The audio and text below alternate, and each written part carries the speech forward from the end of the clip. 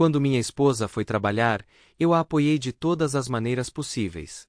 Nos primeiros meses, ela voltava para casa e falava sobre as coisas interessantes que aconteciam no escritório. Mas com o tempo, descobri um segredo terrível, ouvi diferentes tradições, mas a tradição de Caligús dormirem juntos foi uma verdadeira descoberta para mim. Meu nome é Charles Cobb. 1 ano se passou desde o momento em que meu mundo familiar desmoronou diante dos meus olhos. Mas seria incorreto dizer que o mundo desmoronou sozinho. Eu mesmo me tornei a causa dessa queda, destruindo tudo ao meu redor. Minha luta por honra teve um alto custo para muitos, incluindo pelo menos 60 vilões que pagaram pelo que fizeram. Eu apenas acendi o pavio dessa situação. Minha esposa estava entre aqueles que me enganaram, e eu senti um estranho prazer ao ver o mundo deles desmoronar junto com ela. Eu costumava ser um marido feliz e desavisado, profundamente apaixonado por minha esposa e contente com nossa vida juntos. Tudo era perfeito. Estávamos casados há quase 5 anos, éramos donos de nossa casa aconchegante, cercados por amigos e vizinhos gentis. Meu trabalho me dava prazer, e o apoio da minha família nunca me deixou duvidando de que eu estava no caminho certo. Ganhávamos o suficiente para viver despreocupados e economizar para um futuro, que acabou não sendo nada do que havíamos planejado. Eu queria poder dizer algo especial sobre nós, ou sobre nosso casamento, mas a verdade é que eu mesmo não entendo o que isso poderia ser. Eu me casei com minha amada enquanto ainda estávamos na faculdade. Ela era doce, gentil e engraçada. Sempre amorosa e afetuosa. Ela não era do tipo que flertava, nunca se vestia de forma provocante, e eu nunca duvidei de sua fidelidade. Eu trabalho em um laboratório de pesquisa e engenharia que desenvolve eletrônicos especializados para a NASA e os militares. Brincadeiramente, chamamos nosso local de trabalho de centro de computadores. Embora enfrentemos tarefas muito complexas no trabalho, em casa preferimos a simplicidade. Nós, entusiastas de computadores, não somos inclinados a truques e esquemas na vida pessoal, pois não somos muito bons neles. Muitos nos consideram prodígios, mas somos mais adolescentes do que prodígios. Em nosso mundo, onde valores e padrões parecem invertidos, minha vida e meu trabalho são marcados pela singularidade. Minha esposa Jay e eu encontramos prazer nas pequenas coisas. Rindo de piadas não tão boas, discutindo filmes e obras subestimadas, admirando genuinamente as sutilezas da existência. Embora a sociedade nem sempre reconheça a nossa não conformidade, sabemos o valor da verdade. Na minha profissão, onde desenvolvo software, a honestidade é a base de uma carreira. Entendemos que perder a reputação de pessoas honestas pode nos custar tudo. Jay, minha esposa, ocupa uma posição significativa na empresa USCA no setor financeiro. Esta empresa desempenha um papel fundamental no financiamento de projetos de construção em larga escala nos estados do Meio Atlântico. Apesar do fato de que seu escritório, localizado no coração da cidade, emprega muitas pessoas sem educação, sua compreensão de dinheiro e capacidade de lidar com planilhas impõem respeito. No entanto, cada reunião com seus colegas me faz sentir como se eu tivesse retornado aos meus anos de escola, pois todos os seus colegas parecem estar presos no ensino médio em termos de desenvolvimento moral. Aqui está a história com nossos gatinhos, que decidimos chamar de Lewis e Clark, que se tornaram um exemplo vívido dessa estranheza. Um dos colegas de Jay sugeriu seriamente escolher nomes de celebridades para eles, como se os nomes dos grandes exploradores não tivessem significado suficiente. Este momento ilustra melhor a diferença em nossas visões de mundo. Eles buscam inspiração em nomes altos, enquanto nós a encontramos em histórias que não exigem reconhecimento público por sua importância. Neste mundo, onde cada detalhe parece prescrito, tentamos encontrar nosso próprio caminho, valorizando a verdade e a autenticidade acima de tudo. Sempre pensei que minha aversão a certos aspectos do trabalho da minha esposa estava relacionada apenas a deveres profissionais, não às suas visões pessoais. Como eu estava errado. Ao contrário dos entusiastas de computadores, que valorizam a individualidade e se reúnem para compartilhar ideias únicas, os financistas, me pareceu, pensam exclusivamente dentro da consciência coletiva, identificando-se com o grupo. Ele se torna um individualista, apenas em busca de crescimento na carreira, visando subir na escada corporativa. Embora eu não gostasse de muitos deles, não senti aversão por eles no começo. Minha atitude começou a mudar gradualmente, mas mudou significativamente durante a festa de Natal no USCA, que aconteceu em um hotel caro localizado em frente ao escritório da minha esposa. Todos estavam socializando alegremente, bebendo álcool, dançando, e muitas vezes eu não conseguia dizer se estava falando com o colega da minha esposa ou com um dos cônjuges deles. Em um ponto, parado no bar, acidentalmente ouvi uma conversa entre duas mulheres. Uma delas disse à outra que ela precisaria enganar de alguma forma o marido trabalhador para fazer sexo com uma de suas colegas.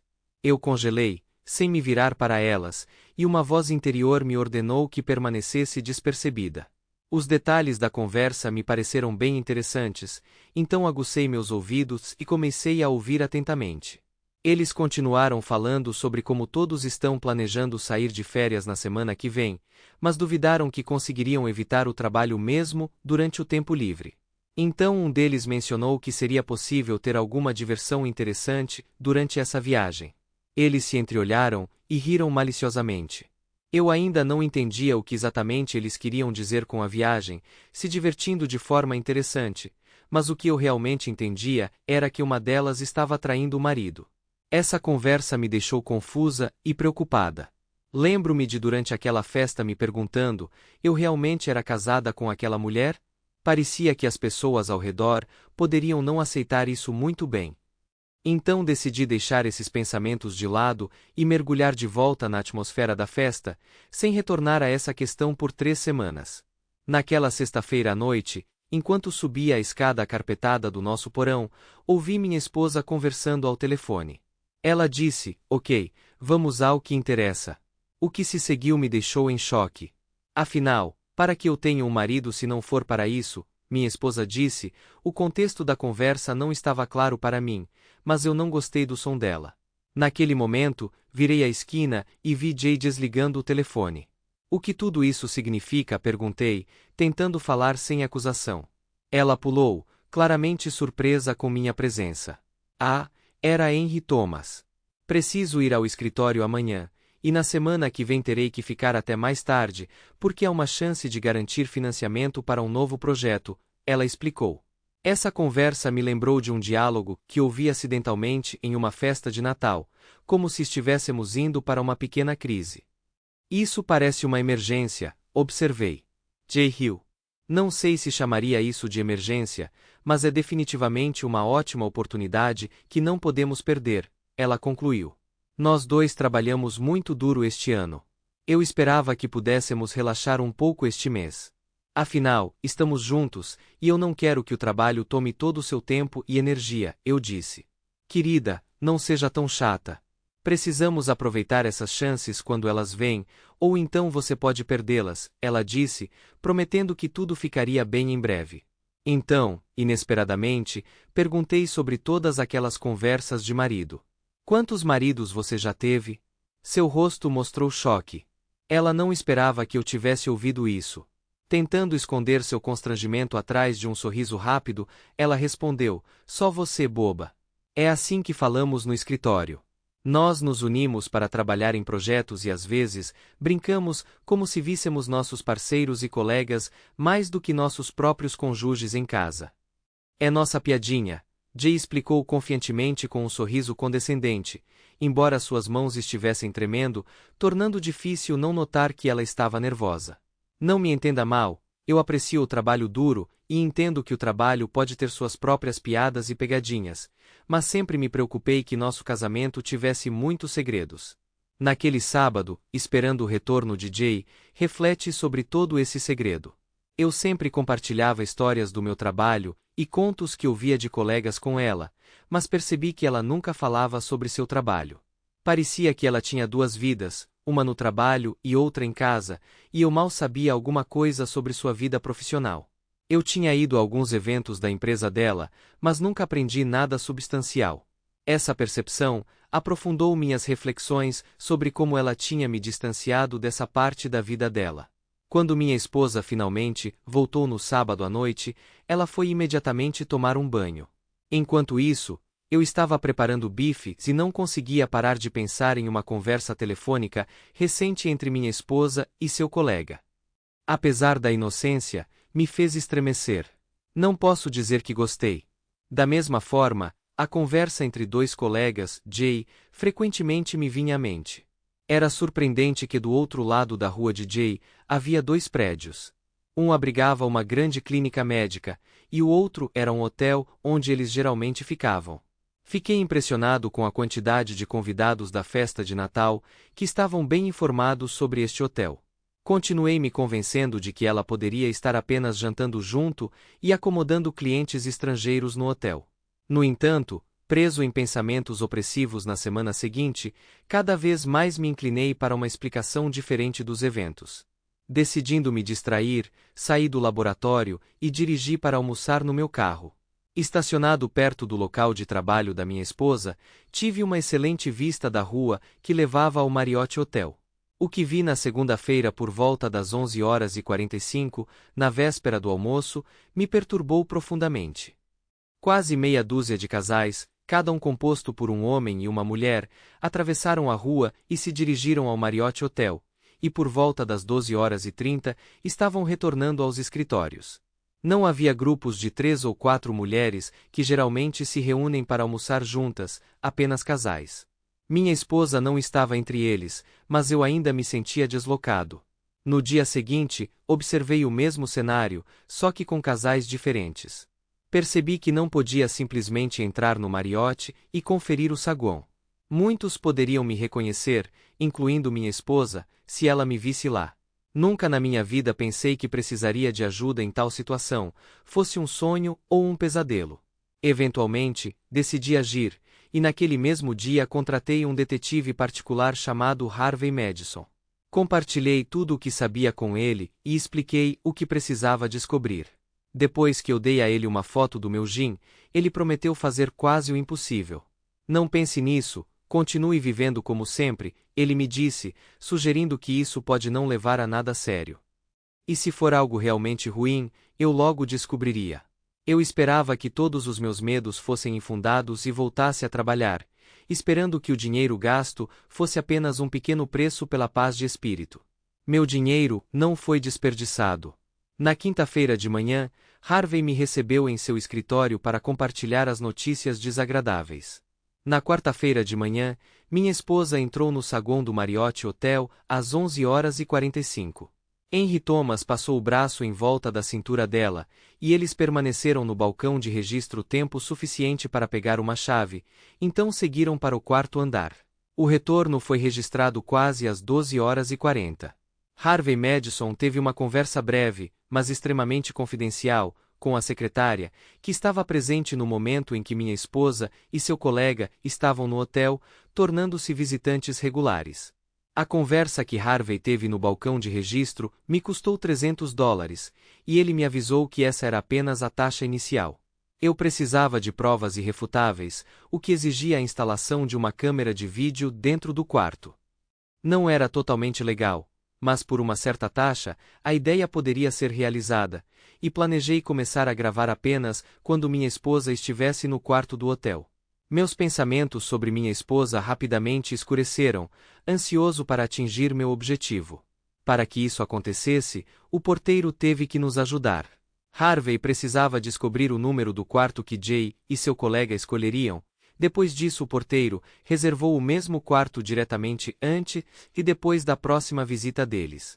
Isso permitiu que Harvey instalasse uma câmera escondida no quarto, exigindo despesas adicionais de aluguel e um suborno, que paguei sem hesitação. Os 7 dias seguintes foram difíceis para mim. Tentei manter distância de Jean o máximo possível, mas ela percebeu meu comportamento estranho e perguntou o que havia de errado. Brinquei que era tudo por causa do trabalho, embora duvidasse que ela acreditasse em mim. Quando ela quis fazer amor, eu me convenci de que se eu não tivesse pegado uma DST até agora, eu não seria infectado dessa vez. E embora estivéssemos juntos, meu coração estava em algum lugar distante, acompanhado apenas de raiva e dor. A sensação de que meu casamento estava perdendo força me envolveu, apesar da falta de confirmações claras de minhas suspeitas. A percepção da infidelidade da minha esposa me atormentou, mas tentei não tirar conclusões precipitadas sem evidências irrefutáveis. Tudo mudou quando soube do vídeo do quarto, que precisava ser verificado para total certeza das minhas suspeitas. Após a ligação de Harvey, o porteiro reservou o quarto para a quarta-feira seguinte, tanto de manhã quanto à noite. No dia seguinte, quinta-feira, cheguei ao escritório de Harvey, onde as evidências da infidelidade de minha esposa com seu colega Henry Thomas me aguardavam. Este vídeo de 40 minutos, onde minha esposa, meu mundo, estava com outro, marcou o fim de tudo que eu conhecia. Naquele momento, lembrei-me de uma piada sobre um marido que, ao descobrir a infidelidade de sua esposa, a ameaça com uma arma, prometendo que ela seria a próxima. Decidi que deveria agir de acordo com o plano que havia formado em minha mente, mas primeiro, precisava sair por alguns dias para reunir meus pensamentos e decidir meus próximos passos. Não podia ficar sob o mesmo teto que minha esposa, então conversei com meu chefe e tirei uma licença até o fim da semana. Se alguém perguntasse, eu dizia que iria embora no fim de semana, para Valops. Voltando para casa, arrumei minhas coisas rapidamente, deixei um bilhete e segui para o oeste. Meu velho amigo David, que mora perto de Baltimore, concordou em me dar abrigo no fim de semana, me dando um refúgio temporário e a oportunidade de repensar tudo.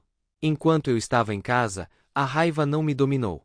No entanto, percebi que meu comportamento estava longe de ser perfeito, e eu precisava de algum tempo para pensar calmamente em um plano de ação.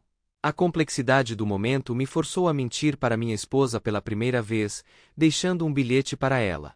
Embora eu estivesse desconfortável com essa mentira, entendi a necessidade de ir embora, e não tinha intenção de cancelar a viagem. West me deu a oportunidade de refletir se eu realmente conhecia essa mulher que tão habilmente conseguiu separar sua vida, como se estivesse fazendo malabarismo entre dois maridos sem perder o equilíbrio. Percebi que minha esposa confundiu minha confiança com ingenuidade, mas eu nunca fui ingênuo, e enganar um cônjuge confiante não é o ato mais sábio. Os tempos de confiança incondicional acabaram, e agora meu casamento parecia estar destruído. O verdadeiro significado da amizade de infância é que eles conhecem você como ninguém. Quem você era, quem você se tornou e o que você sempre pensa. Eles veem tudo, e meu amigo, assim que cruzei a soleira de sua casa, imediatamente captou a essência da situação. Compartilhei a notícia com ele, e ele, como um verdadeiro amigo, compartilhou minha raiva. No entanto, sua esposa Marie tentou nos acalmar, me convencendo de que ela não estava tentando justificar Jean, mas queria que eu tivesse certeza de minhas ações e não perdesse minha sanidade. Ela insistiu na importância de uma perspectiva feminina para entender a situação, especialmente quando se tratava do meu relacionamento com minha esposa e sua colega. Marie criticou o comportamento geral das mulheres no escritório, argumentando que são elas que controlam as relações sexuais, seja participando da criação de tal atmosfera, seja fazendo vista grossa, chamando os homens de porcos que deveriam ser educados por mulheres. Seu marido, relutantemente, concordou com suas palavras. Meus sentimentos estavam à flor da pele. Eu queria destruir tudo ao redor, me divorciar da minha esposa mentirosa e traidora que me traiu, possivelmente não pela primeira vez. Eu ansiava que o Sr. Henry Thomas e todos os enganadores do escritório se arrependessem de cada dia passado no trabalho. Mas Marie me alertou, enfatizando a importância de perceber as possíveis consequências das minhas ações. Talvez houvesse razões que eu desconhecia, e minha esposa pode realmente se arrepender de seu ato. Talvez ela estivesse sendo chantageada, então por que ela não me contou? Eu não entendi a piada de sair com seu colega durante o horário de trabalho, mas percebi que estava apenas tentando me acalmar. Quando decidi pelo divórcio e, simultaneamente, processei a empresa onde todos os cônjuges trabalhavam, incluindo minha esposa, enfrentei uma escolha difícil. Passei muito tempo naquele fim de semana pensando, tentando entender se eu tinha perdido algum sinal de sua infidelidade. Ela sempre pareceu tão amorosa e solidária, especialmente quando eu tinha problemas com ela.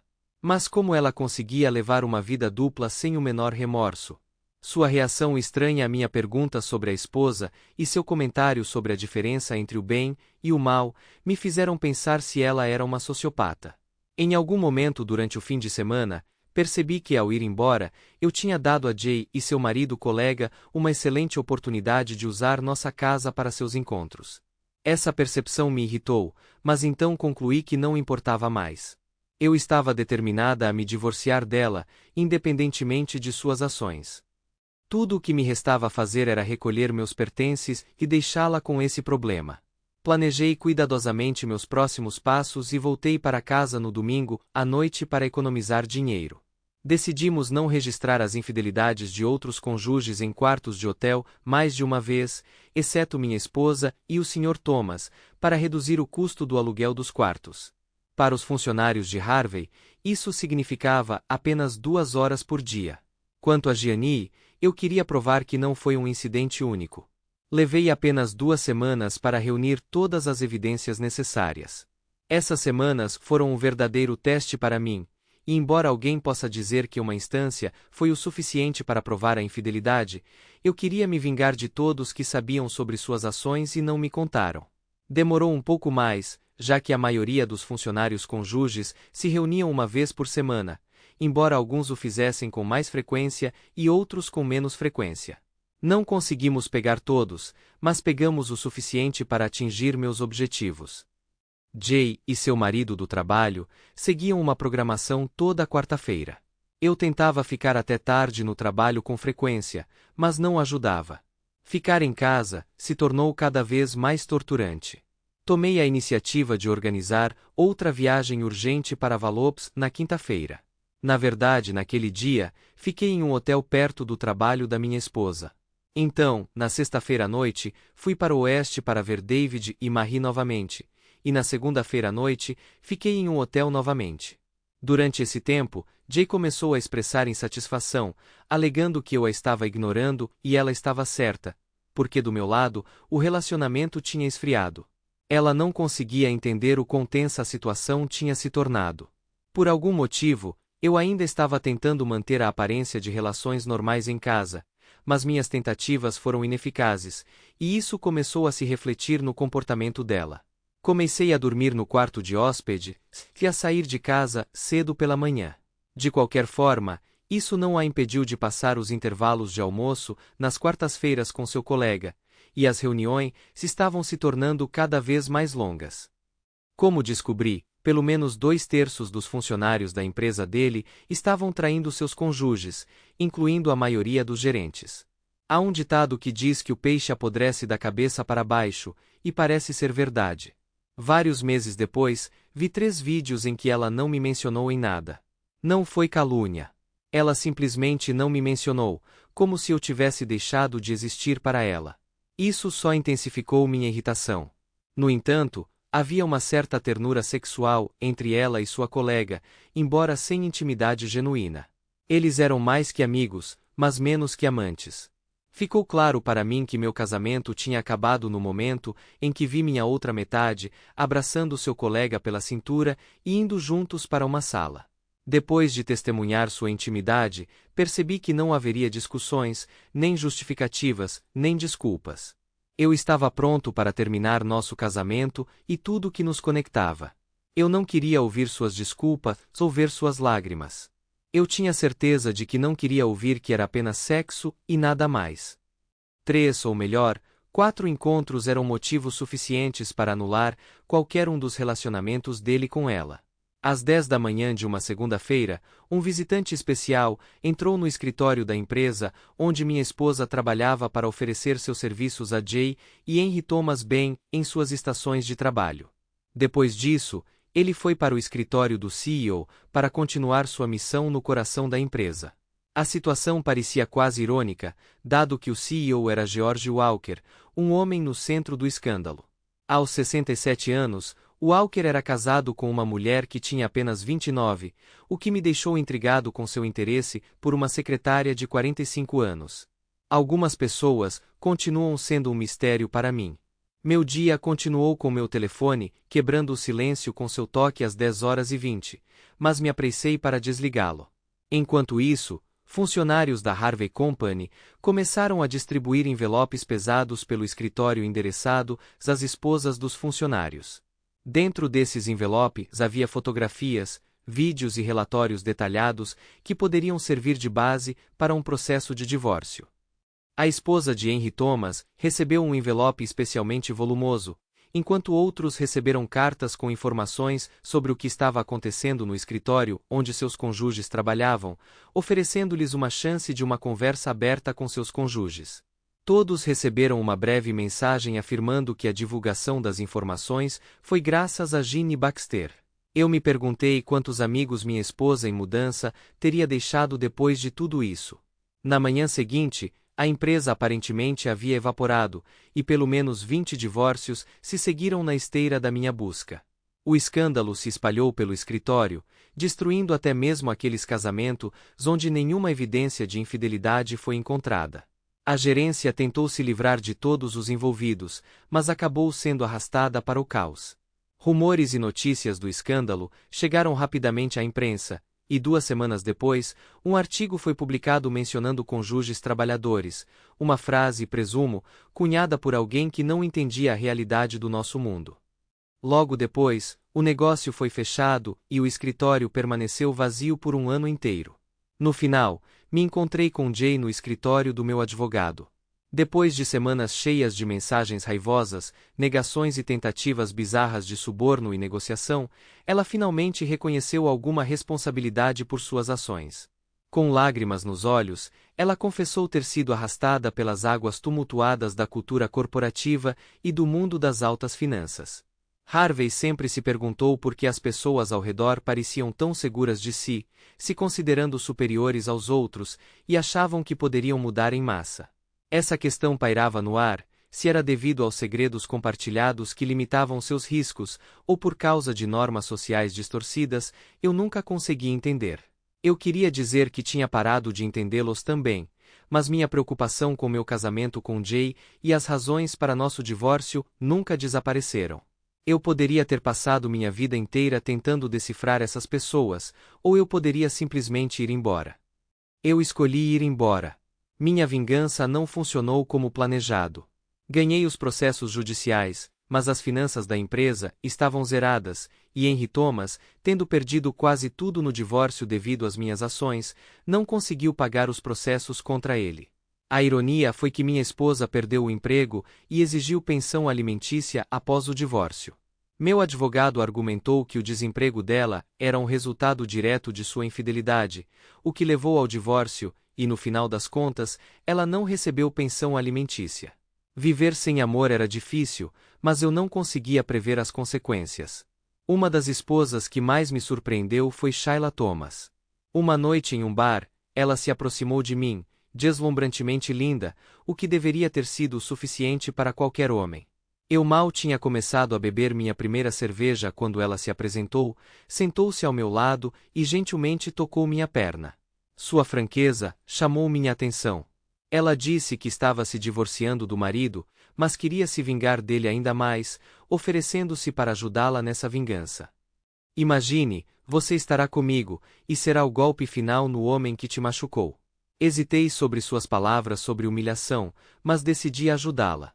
E fiz todo o possível, atuando até tarde da noite.